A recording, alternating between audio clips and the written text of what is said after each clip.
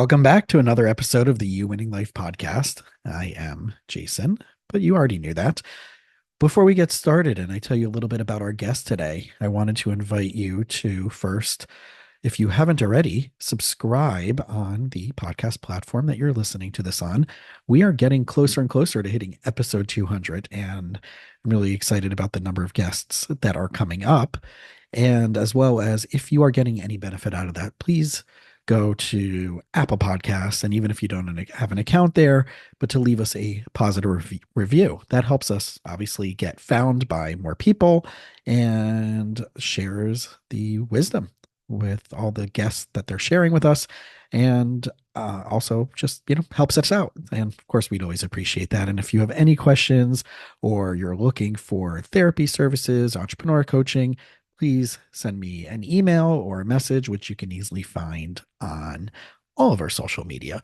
But today's guest is Kendall Wallace, and she's a dynamic leader in the field of marketing and team development.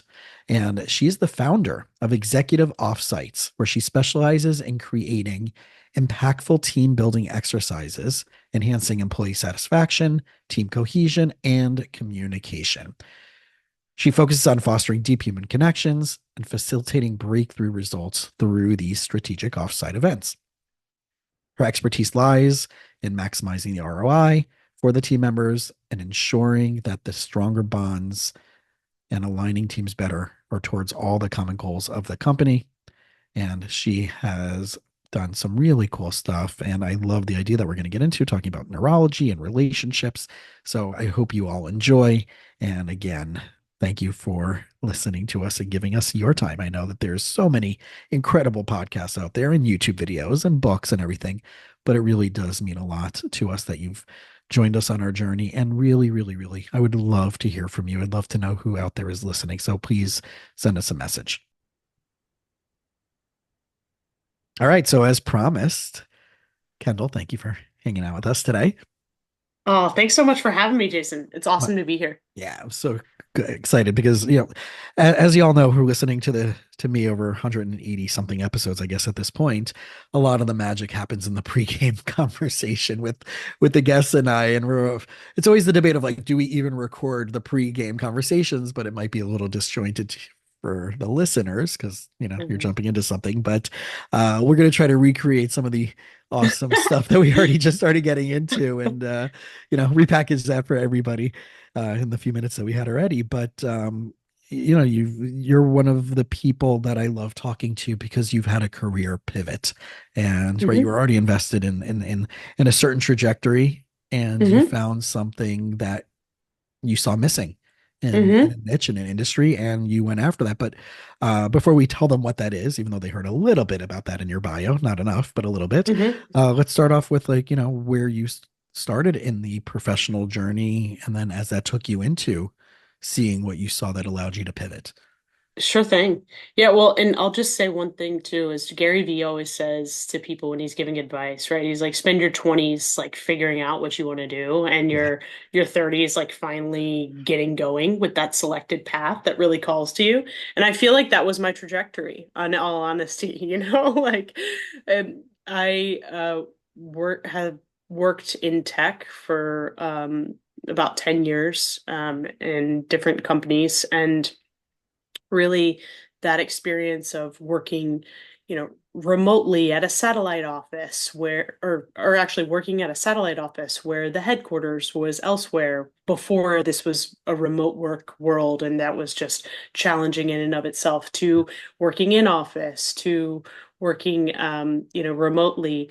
Basically, I've been able to work with different teams. And so now I help organizations really create connection and better team dynamics so that they can really improve their output and ultimately make more money. So when you're And in, yeah, go on. and so how I do that is by creating either in-person or virtual experiences that are really team gatherings. The best version, in my opinion, is the multiple day corporate retreat, all the way to, if a company just needs an hour workshop, we can also do that. But you're going to get your results a little bit different than when we're able to spend a few days together. But ultimately, it's really I mean, let's be honest, right now there is a morale issue in companies, you know. You get these employees like with all these layoffs that are not motivated, or it's really like the detachment that happens when you see hundreds of people go out the door, and when it's this survival kind of method that, or kind of mode that people need to be in. And that creates this kind of environment where everybody's out for themselves and this competitive, like just looking out, for number one. And ultimately, that's not, then employee engagement scores and employee satisfaction tank. And Yeah. and you wonder why when you're not doing any ounce of team building or team like actual cohesion investments to address the elephants in the room. So what I do in my experiences is really to create connection and then ultimately resolve team dynamic challenges. And Mm, I'll tell you why that's so important to me is because when I worked at a big tech company, I was actually in a situation where there was this I didn't get along with a teammate, and it exacerbated into a minor misalignment into the mm, strategic direction we wanted to take the particular product we were working on, into me getting fired for not being a good teammate. And, the funny thing about that is like some teams are like, it's all right, like whatever.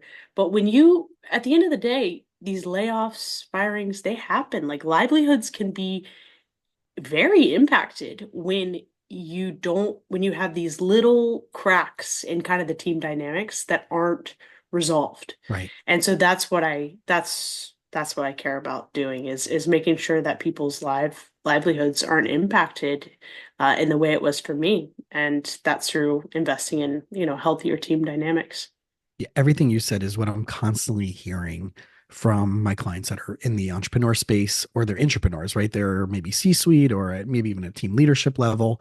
Um, and they're constantly saying there's so much not unfairness as a complaint of like, oh, that's so unfair and like pouting, but just the direction of leadership not properly guiding the teams or not investing in the teams or seeing one person kind of like legitimately getting away with like there's some favoritism. And then I hear on the other side, company culture, right? It was big in the last 10, 15 years. Put a foosball table and an espresso machine in your office and unlimited snacks, and you have company culture. And people are like, I don't really care. Like that doesn't make like it less of a toxic environment when it still comes to personalities and self-awareness and actual training of leadership. And I found by interviewing some leaders where I'll say, "Oh, well, what books are you reading? Who are you listening to on leadership?" Like, I throw out like John Maxwell or even like Gary V, like you said, Gary Vaynerchuk, right? Stuff like that. And like, yeah, no, we don't have time for that, you know? And it's so interesting. And I see this in all fields and all levels of just not investing in each other and not investing in your team. But I think that trickle down effect of what's happening and why what you're talking about is so important and so missed is that the first thing is they'll say, well, we don't have time for this. We don't have a budget for it. Or, we saw something like that somewhere else or maybe at a conference and it's not a fit for us, right? There's always some type of like first stage excuse to that Mhm. growth. What have you like? So when you started seeing these holes in what you were doing and working around and what you needed for yourself, when did you start realizing you're like, okay, so I'm not getting this teammate and I are not getting along. No Mhm. one's kind of like facilitating. It's not an HR thing, but it could be an HR thing. But HR doesn't really know how to. They don't really know how to do conflict resolution. Most of them. When did Mhm. you start seeing like the writing is on the wall and start brainstorming, right? Because you're doing this job. You eventually, like you said, you eventually left. But when did like the wheel start turning as like, okay, I'm doing this, I'm navigating this, but I also think I might want to create this. Yeah, great question. So I picked myself up by my bootstraps, traded in digital experiences for in-person ones. We were really, coming out of the pandemic as well. And so I created retreats. I had moved to Hawaii at the time and created retreats to bring people back to life after the pandemic, have these mind, body, soul nourishing experiences for entrepreneurs and remote professionals. And the level of bonding that occurred was mind blowing. I thought just by the way I designed it, in a way I designed uh, activities again to nourish the mind, ones to nourish the body, where we would do group workouts and ice baths, ones to nourish the soul, where I would bring in Hawaiian healers to teach us about Hawaiian culture, and we'd learn how to do hula and make flower crowns. And people ended up connecting so deeply that many lived together, like for many months afterwards. Some people, there was actually just a wedding, and here we are years later, where a bunch of people that met at this experience all went to this person's wedding That's so literally two cool. weeks ago. So the level of connection really surprised me. And then I thought, you know what? There can be a better way. There can be a better way than what I experienced, of like the investments in our team building was like, let's have a carnival or Right. let's go, Pizza day. right, right, pizza, dinner Straight and out of the drinks. Office TV show. Right. Yeah. Right. Well, and the funny thing to your point, the foosball table, I think the thing that can be a little tricky around that is that those things are actually better than nothing Right. because nothing will get you absolutely nothing. So that's a markup on nothing. But it's not as good as what it could be. And what it could be is actually investing in people's growth and development as human beings, as teammates with one another, and as employees.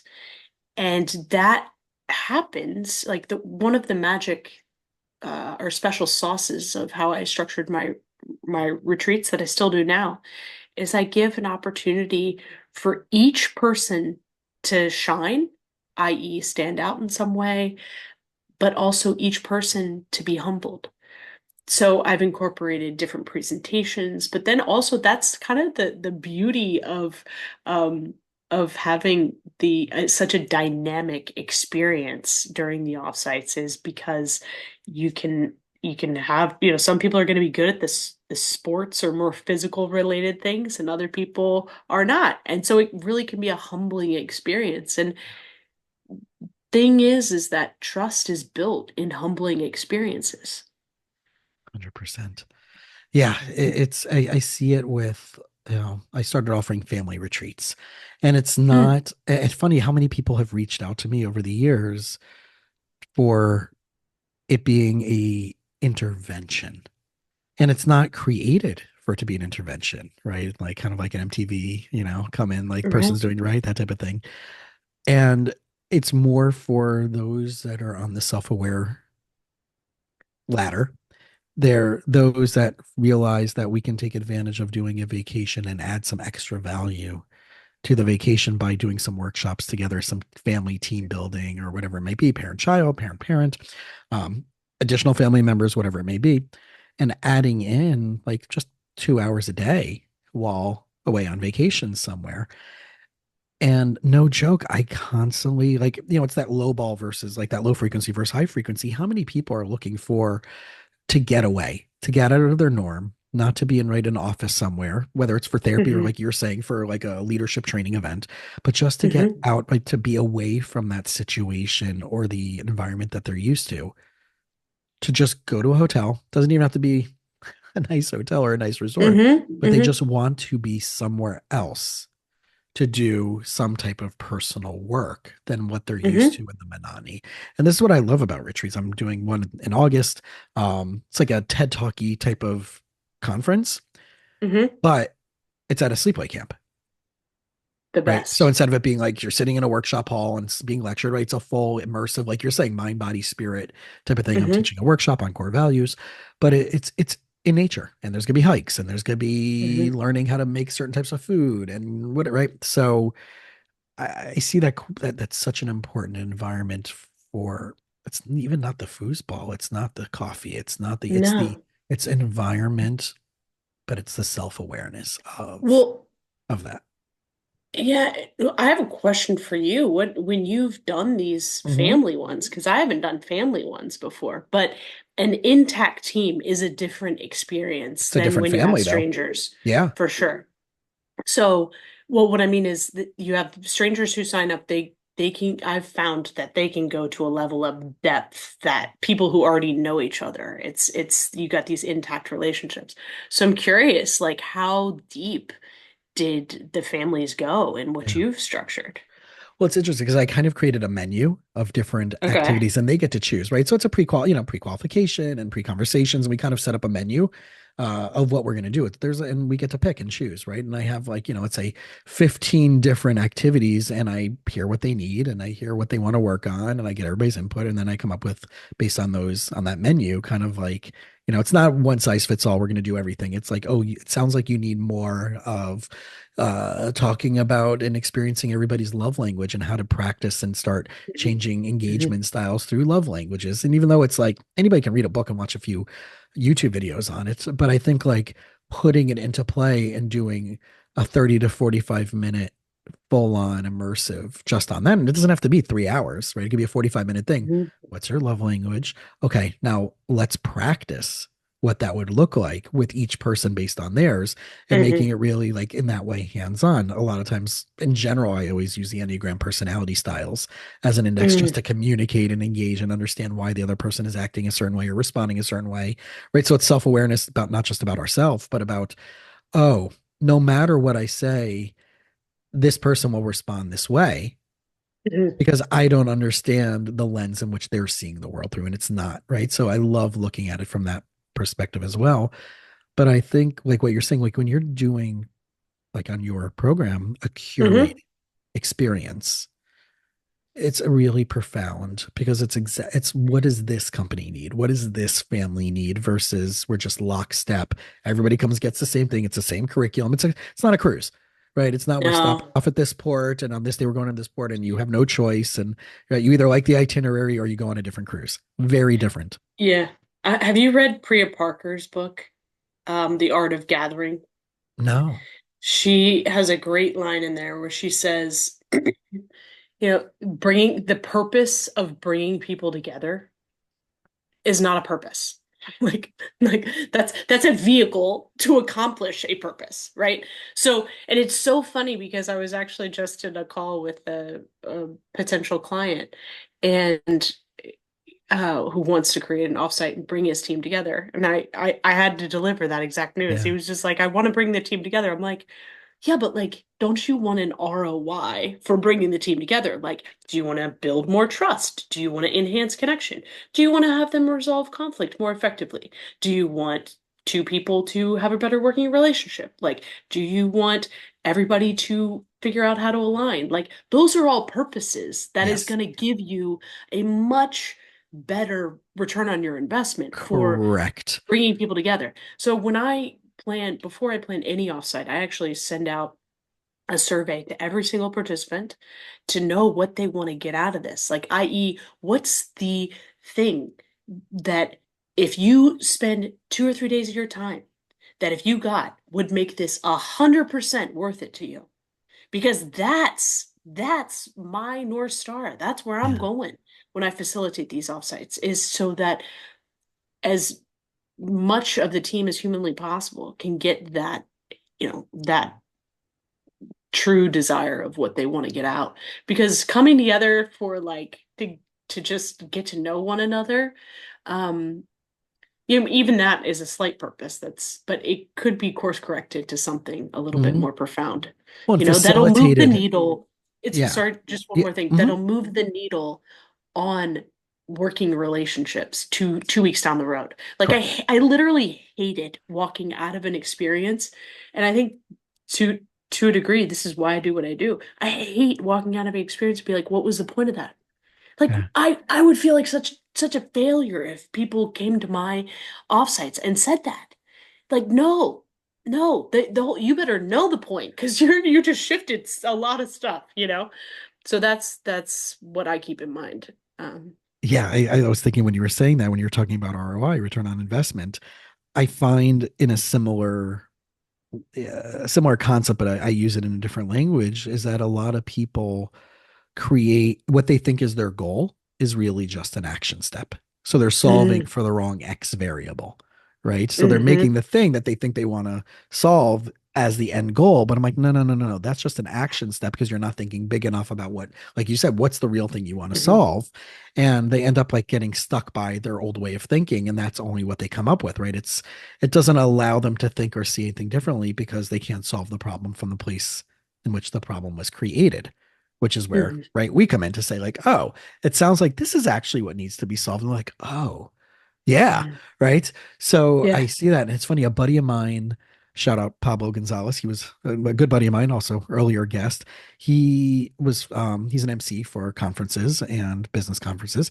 Um, and he basically I think he facilitated it with one of the big hosts was instead of just having someone present to them all day, right? Speaker after speaker after speaker, as we've, seen those things, they split up the guests into gave them a problem and then split Yeah. them up into teams for the first hour. And then each team had to present their idea to the rest of the conference. So it's a good, right? So one, you're thinking about, right, you have different people with different personalities and different traits and different skill sets. And Mm-hmm. team eight may have never thought of that because maybe they're all a bunch of engineers and this team is a bunch of Mm-hmm. whatever it is, right? There's an HR person on your team, or there's just a systemic thinker who can just right think differently, or a psychologist, and it just was a good for all, but you actually solve something within the first Mm-hmm. hour of being at a conference, and that just sets the momentum for the For meeting, sure. right? So Nothing's a cool worse than idea, just Nothing's worse than having a CTO up there. You got a room full of highly paid engineers, and all of them are staring at their phones. I've seen it. right? I've seen it. Right. It's like, and then they call that a success. I don't really think so, guys. When, Right. mind you, then those engineers who don't feel seen, heard, and valued will just switch teams or Irish goodbye to another company because they've been Correct. treated like mercenaries instead of like Right. human beings. Yeah, it's You know? hired help, right? The whole idea of like, are you an employee or are you just hired help, right? Do you realize, are you being told and shared and rewarded for the value you bring to the company? Or that's why I left working for nonprofit programs before I became a therapist, is that at the end of the Mm-hmm. day, I realized I was hired help. And there was just a round robin of professionals going around the same, like every few years, it would just be the same people moving to the other comparative nonprofit, but we're all like we've all known each other for like God knows how many years. Mm-hmm. It's just who's ending up where with the roll with the shake of the dice, right? Mm-hmm. And we all did the same stuff. We're all Mm-hmm. very talented and gifted. It's just that was the BS of that system. And when I left it to be a therapist full time, finally, it was such a relief to not have to be hired help anymore, knowing that, Mm-hmm. you know, I'm no different, unfortunately, than the janitor because I'm replaceable, which is true, but also if they fire me or let me go at the end of my contract and they bring in someone else, we're really not that much different. They think on the outside we're different, but it's really we're doing the same programs, we're doing the same events, we're doing the same fundraising, we're doing the same admin skills. Mm-hmm. So it's really, Mm-hmm. really challenging. But just to go back to the point of what you were saying about if you have your team sitting at the conference being on their phones, I was watching. I'm a big fan of Jesse Itzler, and Oh, yeah. Jesse Itzler and Yeah, Sarah. yeah, he's a good guy. Yeah. He's a fabulous human being and really authentically genuine. And it popped up the other day when I was on break that he was doing a backstage at one of the speaking events that he was doing, and it was for some insurance company or whatever. A couple thousand people there, and people were on the Instagram live commenting that they were sitting in the audience while someone else was also a big speaker, but on the Instagram live of Jesse preparing for the speech No. behind the scenes saying, we can't wait for you to come on. We're here, we're in this conference, which goes exactly to your point. Hmm. They're Yeah. literally right. So whoever was on the stage, I mean, obviously Jesse might have been like the Interesting. highlight of that morning, Yeah. but they're literally not just like on the Facebook or on TikTok or whatever. They're literally Yeah. on an Instagram live while they're at a live Of the event. presentation of the event Wow. of a Wow. future guest that's coming on because there's not it's just like but it was like, oh well, this person reached this level of award in sales and da da da da, and like it was like, Yeah. oh, I would have shot myself if I was there. It seems like it was just because you can see clips of what was going on from. So I think that just proves your point for people out there who are listening, who are running conferences and workshops and team leading events, that's just like just because you have someone held hostage within your event Hmm. doesn't mean they're getting the value that you think they want out of it. Totally. And this is where something we talked about before we started recording, but is around embodied leadership comes into play. Yeah. You can create those rules around, hey, put your phones away when it's kind of bought in as a group, but it also has to be demonstrated from the top. One of the hardest things I was consulting with this team where big wig, like VP, PM, at a big company you would know, and had basically whenever had a real challenge of trying to engage younger employees. But here's the thing: what the chief of staff didn't point out to the PM was that, but pointed out to me, was that every time those young 20 somethings had the opportunity to present to this 40 something person, he was on his phone the whole time. And so all those young whippersnappers, just because that's the first term Yep. that's coming to mind right now, but you were just like eager to, they're hungry for that validation, Yeah. especially coming fresh out of school, just get so disenchanted because somebody else is on their phone when it's their big shot to present in front of, you know, and it's just that's one of those things where we had to work on that, as that had to be Yeah. pointed out and then worked on, because that's how you're gonna fix it, is when you Right. fix it in an embodied way Yeah. from the top. And I love that what's that whole thing like if you're out with like we naturally those of us who well I don't know if everybody does this but I know that there's a set of people who do this. They may still have their phone out but it's flipped face down, Hmm. right? So the Hmm. screen's not up but it's still Hmm. on the table and it's Yeah. still face down, but that's still like I'm trying to be very very very mindful of like you know, if I'm in the middle of like, I had a networking friend of mine who also does some nonprofit stuff. We caught up this morning for coffee, but we like, it's very casual. We've been friends forever.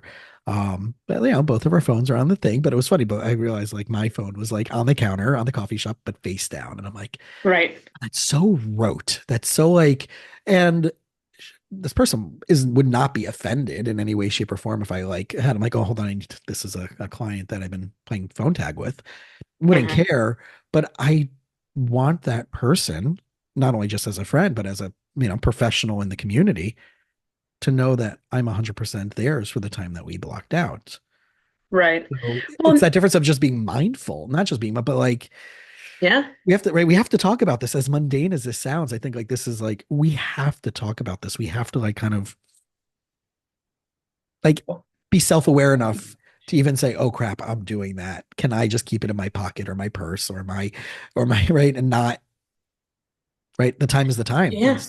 Well, and I've seen individual teams also, how you can kind of create that buy-in is when they set parameters themselves. And that's just can take, a little bit of time, not more than an hour, to really be able to say, hey, in our meetings, what are the rules we want to live by on Yeah. this team? And that can also create identity and belonging, you know? But like for example, things like cameras off, I just don't recommend Yeah. whatsoever.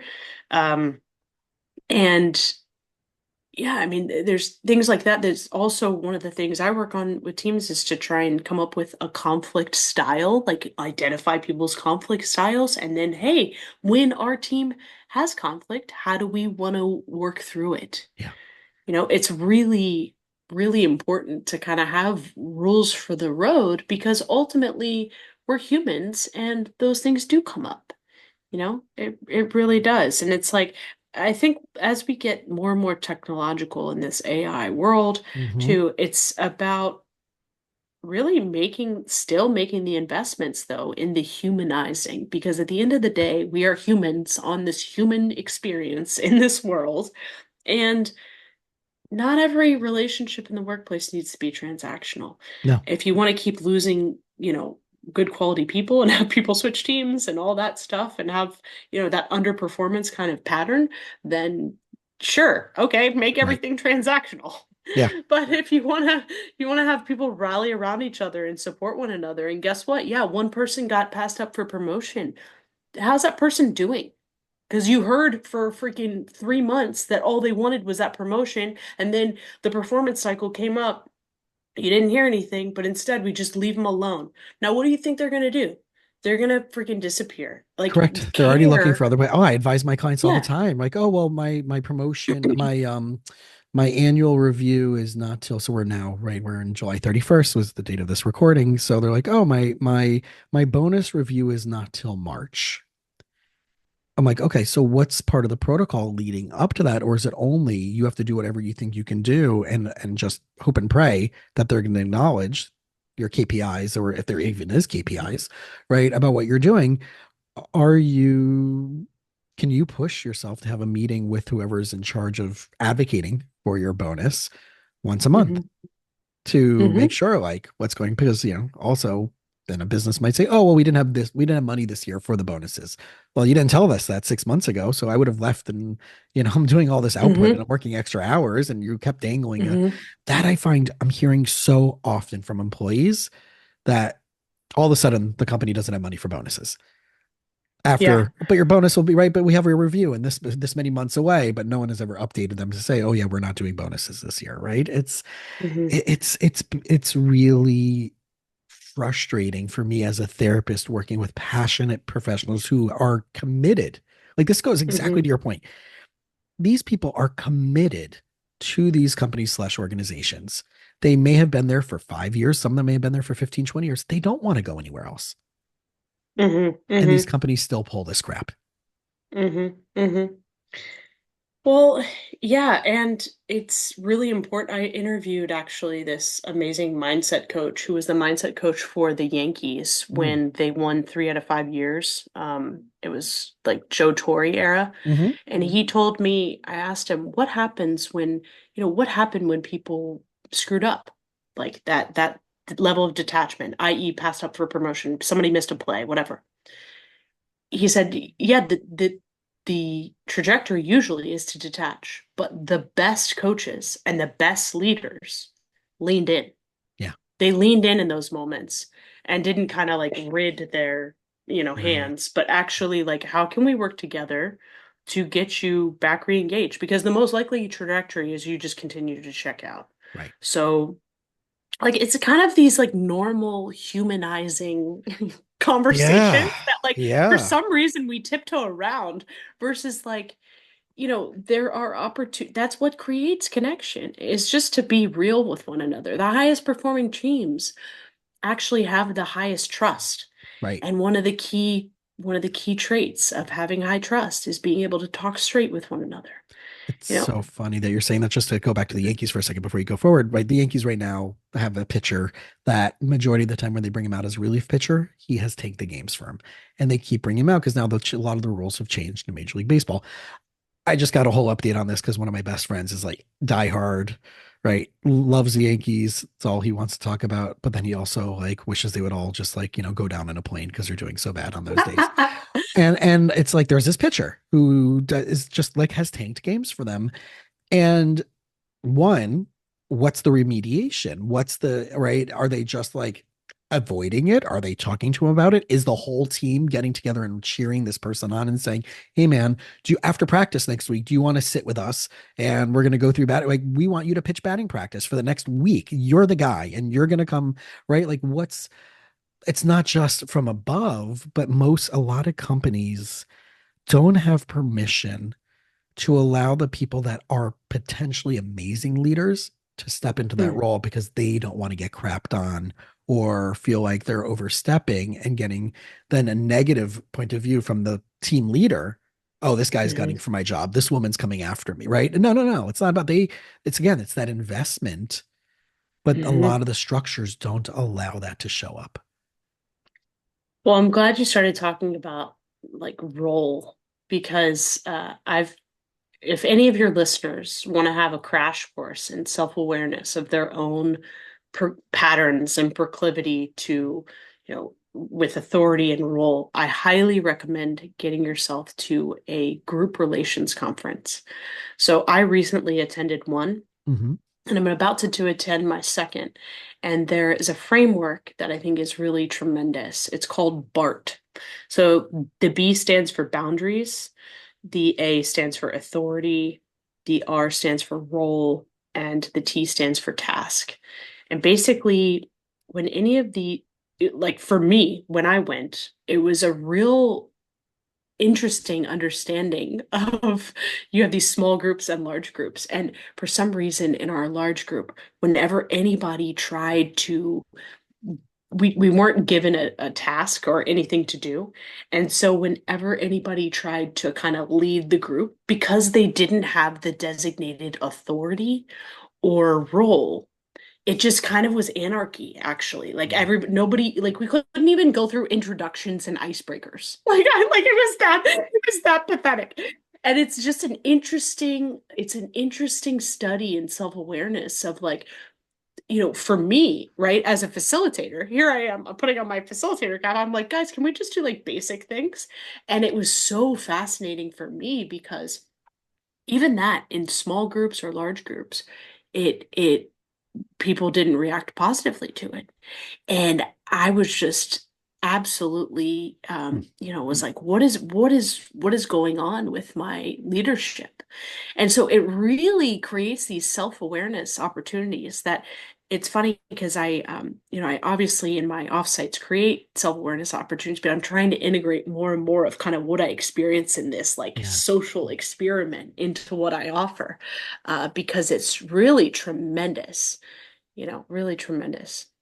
Yeah, and I love that there's these offshoots of different modalities, right? The conscious Hmm. capitalism community, right? And they talk about like, Hmm. how can you really just do good? And like, even though we're still making a lot of money and be like, how can we take care of the world? And it still goes back to everything you're saying, which is the relationships at the end of the day. If there's no Hmm. relationship, there's no business. And Hmm. sales, whether our people are doing multi-million dollars, $100 million a year, or they're a therapist and they're doing a bare minimum of six-figure practice, it's still all about the relationship Hmm. and how to talk to your colleagues. And because it's not just like selling the idea of what you want to do with your team, it's closing the idea with your team and Hmm. getting people to be stakeholders in that Hmm. idea. I had this conversation, one of my colleagues, I'm like her go-to for consulting on like business stuff. And she's done some really amazing things over the last couple of years, evolving in her, private practice. Hmm. And we had this whole conversation, and she's like, "Oh, okay, but if I put my, change my profile and someone calls, well, that's great, right?" I'm like, "Yeah, yeah, but you still have to close the deal, right? You Hmm. you getting Hmm. them there is one thing." And I see that like companies have people are getting people. They're always going to hire, they're always going to let Hmm. go. There's always going to be new people wanting to come in, but in a way, you're talking about closing the deal, not just the day that you sign them to work with your company, but closing the deal every day, closing the deal every week. It's like a couple. Like just because you Hmm. convince the person to get engaged to you or get married to you or be in a relationship with you, 6 months later, you can't rely on the day that you said, "Do you want to be my whatever developmental stage of Right. relationship partner?" Like you have to constantly reinforce, like, I still want you to be this. What do we need to do today that's different about our relationship than where we first started? Which is Right. most of the sessions that I have with my clients have been married for over 15 to 20 years, is that they're Hmm. still doing the stuff that they did when they first started dating in, 1992. But they think Mm. that they're doing in 2024 that same stuff and it's still going to work. No, Mm. entire culture and life has changed. So, Right. right. Right. So I think that's so applicable to the corporate structure. What you did to get that employee to woo them and bonuses and incentives and right. What's the what's the conversation 6 months from now? What's the conversation 12 months from now? Right. And in Well, between, and there's and one of the healthiest things I think, for teams, honestly, is to have a team check-in once a month. How are we operating as a team? Like, what's like that's where it's work is off the table, but it's like, what is working about our team dynamic? What is not working about our team dynamic? What will we like to try next month to see how we yeah, can improve? And then it's like these moments to just take a gut check because you don't have to wait until it's feedback time. and it's gonna go in this black box of the internet, come back on your report, all official. Like Right. that's again, we're trying to integrate the human aspect, right, in a Yeah. more technological world. And the human aspect is just, yeah, having straight Legitimate talk free conversations. conversation. Yeah, I do that. I have a Yeah. weekly accountability group I'm in through a business mentorship program, and this is the stuff we do every week. Right? Yeah. There happens to be another therapist in it, but the other two people are not in any. One's in a home maintenance type of field. The other one does business brokerage. But we get real. We get on what's going on in your life that's holding you back from what you want to accomplish from the stuff that we're working on in our accountability group for your own individual thing, both personally and professionally. What, based on what you know about anybody in the group, can we as a group collectively brainstorm idea with you, or is there something that we can talk about that one of us that maybe we can have an additional call during the week to help you sort through some stuff that might be helpful? Or do you need resources from our Rolodex outside of Mm-hmm. what we're talking about, of someone we might know outside of that who might be able to help you? And Mm-hmm. those questions are $1 million questions that companies like, I don't want to talk about their personal life. I don't want it to be a therapy session. I don't want to dump. I don't want to try. You have to be create, like you said, boundaries, right? Which is the first thing in B, Mm-hmm. right? In the BART. Mm-hmm. But it's such like when people show that they care more, or a leader asks, is there anything going on in your personal or professional life that will help, that will hold you back from accomplishing this KPI? Mm-hmm. It's such an easy, simple question.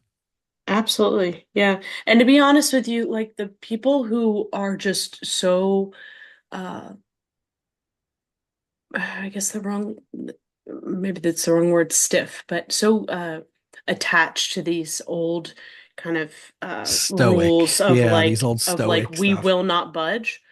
Well, that's fine. I'm just not interested in working with you. Yeah. Like Yeah. if you're open-minded and want to create a better human experience Hmm. for your team, I'm your gal. But if Right. you're if you're just not, and I get it, some companies are not. I'm just not for you. Exactly. Well, when I was looking at your website, I was already excited to have you. And then when I was going through your website and I saw on the bottom of one of your pages, which is 100% what I literally, this is verbatim the conversation I had with this friend. It's what you do and what you do not, who you see and who you absolutely don't see. What are the pre-qualifications of the people reaching out to you? Like, so for me, it was, are you a person who reads personal development books, listen to podcasts, and Hmm. believe that lifelong learning and personal growth is incredibly important, even outside of going to therapy? Hmm. Right? Do you believe in integrative mind body medicine as a support to, eating well, working out, right? Nutrition, blah, blah, blah. Right? I had 5 or 6 pre-qualifications. But if you're this, and this, right? Don't call us. Right. If someone is Hmm. telling you Hmm. you need to go and you're going to appease a partner or a family member, right? If you're in this stage of like addiction and you're not already in, right? It was it's such an easy, clean way. And I saw you have that on your website, Yeah, right? Or I if you're do. Yeah. this type of company, right? These bullet points, if you're this, and that, HR reps that fear anything unconventional. I'm like, don't call me. right. Because, well, what was super interesting, I will share with you. I worked with a client that with an athletic company. Mhm. So there's a ton of athletes on the team. And I had a HR person actually reject some me bringing in Wim Hof. Hmm. Wim Hof's basically right hand person Okay. to come and lead breath work while we did an ice bath. And the HR person was also so rejected, said no way, no how, because people might be scared to see Right. each other in Project. swimsuits. Uh-huh. So here's the two things I'll add. This particular person was not attending, and this particular person was overweight. So Projecting their own stuff onto the team. Yeah. Well, you that's a might say, self-awareness factor, yes, you right? might say it is, Yeah. yeah. And it's a tricky thing when it's why we have to create these self-awareness experiences. And I Mhm. think ultimately the people who are really going to be most drawn to what I have to offer are those that are already in personal development and growth and are leaders, and you want to create something for your team Yeah. that is not too woo-woo that it's going to scare them, but is enough to create these moments of real connection and real team dynamic enhancement. Right. That is something that they will also remember. Like my whole goal is I really do a lot of stuff outside too to engage with sunsets and sunrise hikes as part of the programming because you want to be able to have an experience where people are like, wow, this is awesome. And then, oh, by the way, they're with their teammates. It's like an afterthought. Yeah. That's what I strive for, you know? But that's where the memories are made, and it does add so much. The beauty of it, these are like it's so funny because this is how we operated before the Industrial Revolution, right? This is just Hmm. we were sitting outside, we were doing these things, we were, it's so interesting. Like REI, just to tie this together, like REI, which is right the great out. I joke that it's Bass Pro Shops. You have Bass Pro Shops and REI, right? The REI is the Democratic, like if you want to, like I've never heard of Oh my REI. I'm gosh, like, do you know like that's Bass Pro Shops? hilarious. Yeah, yeah, yeah. Okay, so imagine a Democrat version of Bass Pro Shops, although it's not necessarily true. I'm just like, for people who've never, for context, because we only have one like 45 minutes away from me here in South Florida before you start going further north, finally. But REI created this massive corporate thing at the beginning of the pandemic. They were like moving new headquarters, right? Hmm. Full tech, digital, whatever. And they ended up not even moving in there and keeping Mm. everybody remote because the pandemic kicked in. It was Hmm. like, top of the line tech, and they're going to do, right, all these cool things. It was a beautiful campus, LEED certified, in right nature around you. Hmm. And they ended up not even moving into this place, and they ended up selling it at a Hmm. loss, which tells Mm. you that, like, and they still kept most of the jobs remote and some people can, you know, it's the idea of just being together in ways that are not forced by having to be Yeah. in the office is still so important.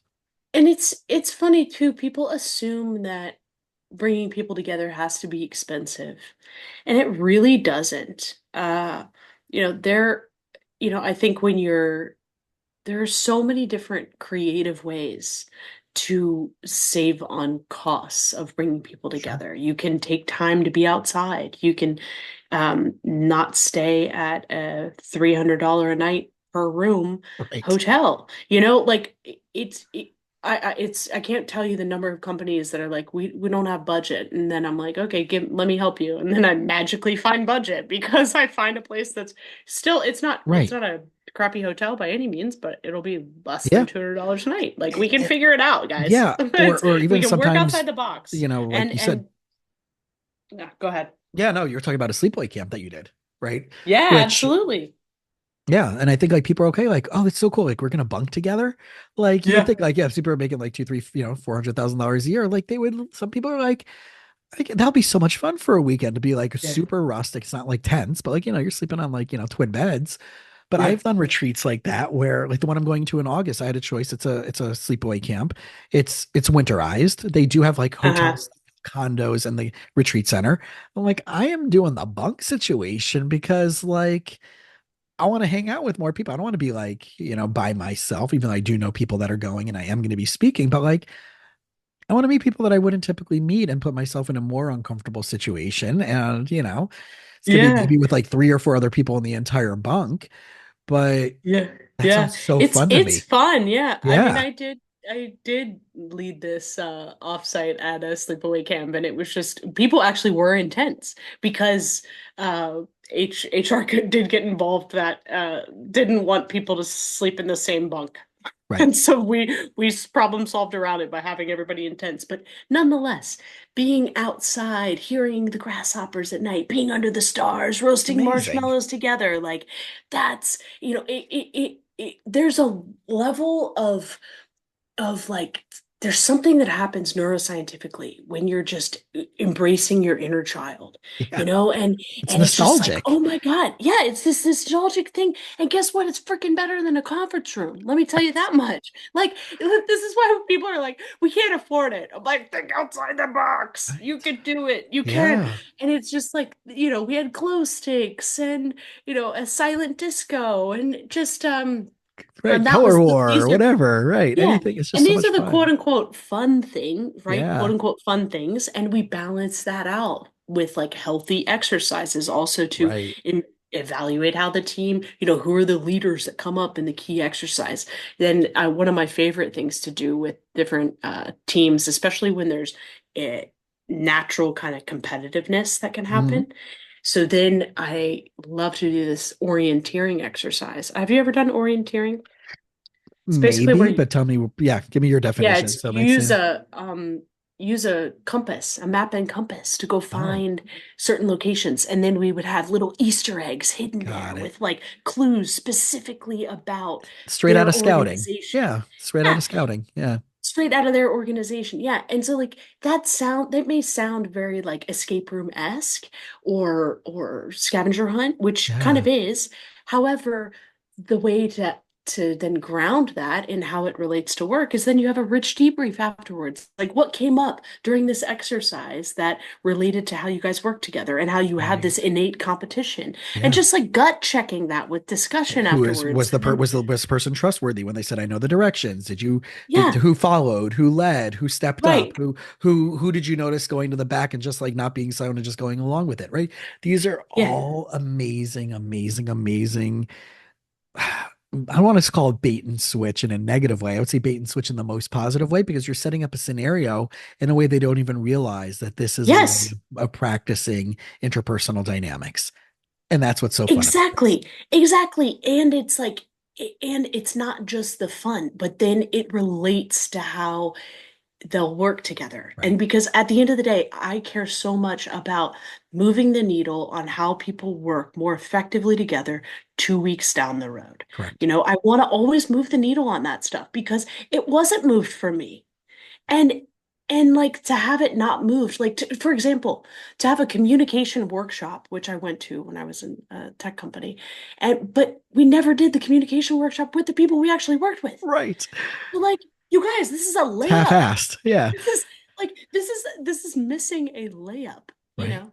Right. Um, and it's just like this isn't a three-pointer. Like this is a layup. Come on. And I see the same thing in therapy, right? It's kind of like people talk about, but this is why I love family therapy systems so much, is there's so many times where I'm working with someone wonderful, amazing, self-aware, invested in personal growth, ex-military, just a wonderful, wonderful, wonderful human. And I'm like, by the way, did you know that you can invite your child, because the child lives in a state I'm licensed in? I'm like, if you wanted to, you can invite your child to join us, not because something's wrong, but because we want to enhance something. And the person was like, we're allowed to do that?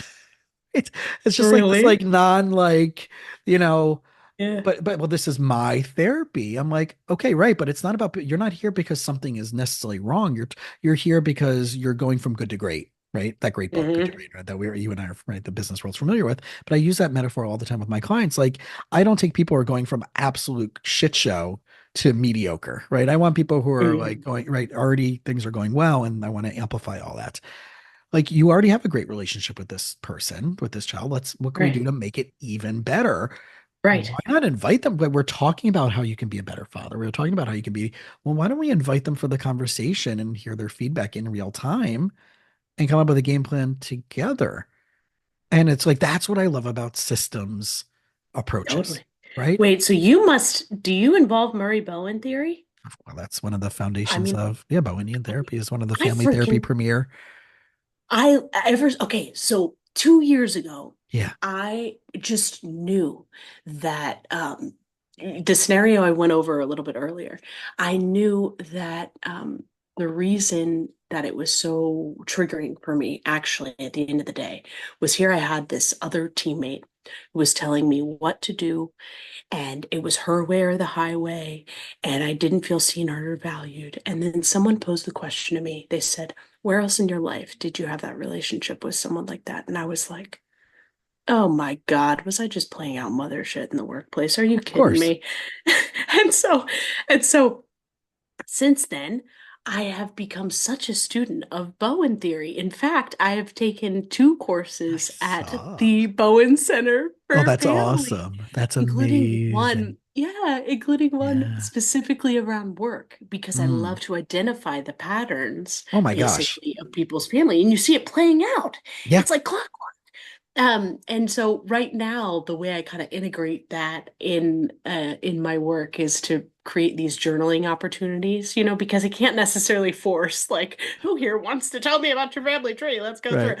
it. So That's my job. Right. one day, yeah, Yeah. yeah, Yeah. one day. But for now, it's like journaling, and even Yeah. that's, creating these self-awareness opportunities that Hmm. weren't there before. There's a book that I'm looking at on my shelf. It's a workbook. I think it's called Family Ties That Bind, and it's kind of like going through some of that intergenerational stuff. But I just had this with one of my clients the other day. It's so funny. Like I literally like I love my clients, and like that's the only type of people I want to work with at this point. Who is like, if I know that I'm like really gonna have fun working, I'm sorry that they're going through whatever they're going through, but like I want our time to be enjoyable, and I want it to be enjoyable for me too. So, like, I can't remember who said it. It was probably some TikTok video I saw pop up. It's like you don't have a type, you have a pattern. Hmm. And I'm like, well, that succinctly explains it. And that goes hand in hand Yeah, with what you were saying, right? Especially in that Bowen theory about like developing communication between family members to develop autonomy, right? And like differentiation and enmeshment and triangles yeah. and all those different things, right? And position, like I love like hierarchy of like siblings and positions, right? Of birth order stuff. Yes. And right, Oh I'm my the oldest, gosh. and my brother, I was born in 1978. My brother was born in 1984, right? He's as if he's his own firstborn. He has a lot of the firstborn Hmm. traits, way more than I do. Hmm. Right. So it's Hmm. so interesting to see developmental stages of generational stuff, right? Just within Yeah. between me and my siblings. Um, but I love the Bowen, yeah, all of the family therapy systems, relational stuff Oh my goodness. as it applies Yeah. to entrepreneurship and businesses is basically where I'm coming from as a therapist. Well, I have a real hunch around this is that from what I've seen, specifically managers and leaders, I think Hmm. one of the big mistakes they make is if there is conflict between two of their reports, two of their yeah, employees, is basically getting involved and making one of those employees on the outside of the Yeah, triangle. I correct. think that's like a huge, huge Yeah. thing that I encourage all managers is like when there's conflict, don't you let yourself get in there. Hmm. Don't you get on the inside of that. You got to maintain a coach frame Correct. and help correct it from the outside. Right, without getting pulled in because of your, again, that goes back to Hmm. the self-awareness of getting pulled in from your own triggers. Rand Stagen, I'm not sure if he's big in the conscious leadership world. I remember Hmm. him being at a presentation of his, and he was showing different types of triangles and different types of things, and I'm like, this is literally systemic family therapy, right? But that's Yeah. what they're using in the Stagen leadership program, which you're talking about, like top CEOs and like top leaders and like Fortune 500 companies and like, millionaires and billionaires and whatever, like capital venture funds, right? This is part of that training that he has in their teams. And I'm like, I was just like salivating during the presentation. I'm like, you basically like just, this is just a model in a marriage and family therapy graduate program. Like, I mean, it's great. I mean, that's how excited I Right. was because I didn't Right. see it applied. That was the first time I really saw it applied in entrepreneurship.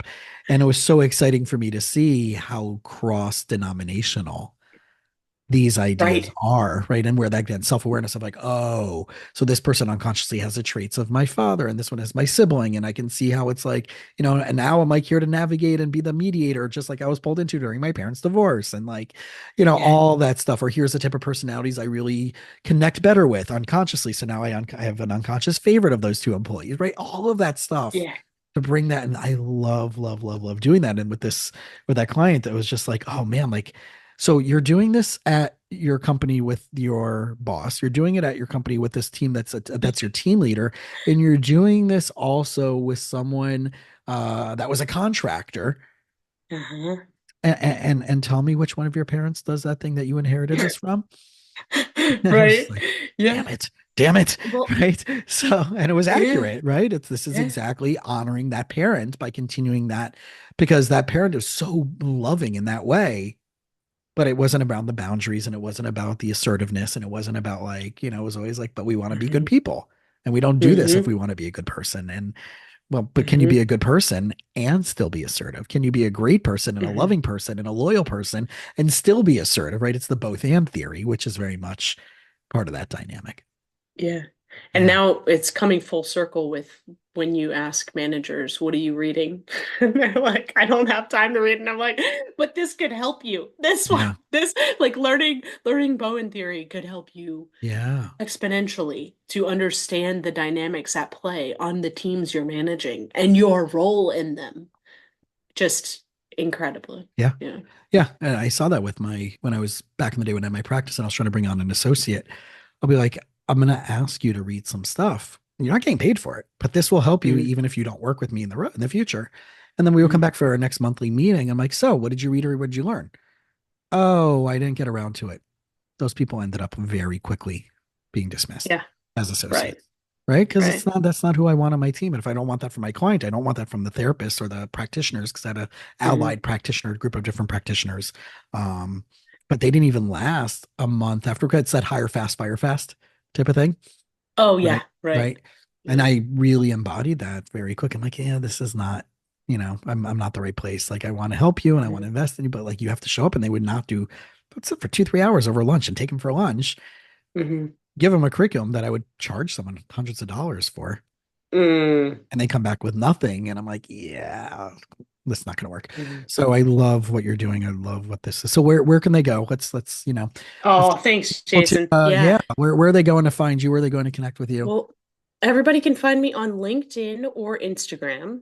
And specifically, if you are looking to create an offsite or just really looking for some exercises that you can potentially implement with your team, please DM me, uh, Playbook plus Jason, and I'll be happy to send you my playbook, which includes over 100 exercises that I use to basically facilitate team connection, or depends on, it actually depends. It's listed based on what it helps to create. But really, my whole goal is to help teams just have better team dynamics and really ultimately like create those workplaces that people love because they're enjoying it. And it's not this kind of, no, it's not subpar when it can be Right. better. And it's not that difficult to make it better. Mm-mm. Yeah. It's really not. Love it. Yeah, So so of thank you so much for having me. Yeah, and my course. my Instagram is Kendall Wallace 123. Oh, super easy. I'm right in All one word. executiveoffsites.com is the website. In case you Exactly. didn't catch that before. But Kendall, thank you. Thank you. Thank you. Right again. Like when I knew I was already excited, like I said, but then when I saw, I'm like, she does what I do with this, like, hear this. And literally, right? And if any of my colleagues, when they hear me talk about like, what do I do for my private practice to get like the clients and be really clear and I'm not sure with my niche, well, you have to break it down to if you're this, and this, do this, right? You can reach, call me. But if you're Uh-huh. not, don't call me, right? And it just Uh-huh. stops wasting so much time for who you are. Yeah. So that's when I knew this was going to be an even better conversation than what I was even expecting. So thank you. And for everybody Good. else, please, if there's anything that you specifically took away from this conversation, send us a message. Let us know that you got something from it, right? Reach out to Kendall as you heard her Instagram, or you can send her on LinkedIn. Send me a message. Let us know who you are that are listening. Like we there's so, we're, up somewhere 180 something episodes. We want to know who you are, and just give us a thumbs up and let us know that we're on the right path with what we're talking about here. And look forward to checking more out from Kendall for hearing all your more successes in the future. And we hope everybody keeps joining us for the ride.